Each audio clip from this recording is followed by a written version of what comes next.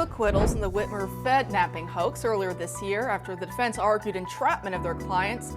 A federal jury today is convicting 2 other defendants on charges of federal kidnapping and weapons of mass destruction charges. Both men had been tried earlier this year when a jury failed to reach a verdict on their cases. Now, both men face a daunting sentencing process with the possibility of life in prison.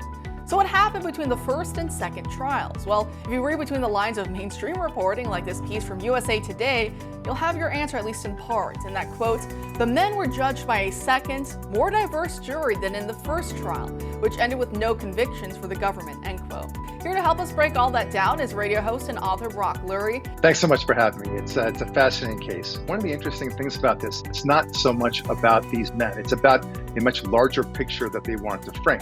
The fact that they got these 2 losers, the FBI or otherwise, and maybe even manipulated them, does not a vast conspiracy make, which is exactly what they would really want you to believe. This is what they want.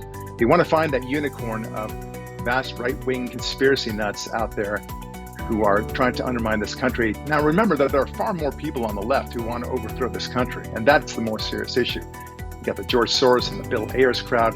They're everywhere seeking to dismantle everything about this country, the schools, the universities, journalism, and even the judiciary and law enforcement, and of course churches and God himself, right? Which is worse.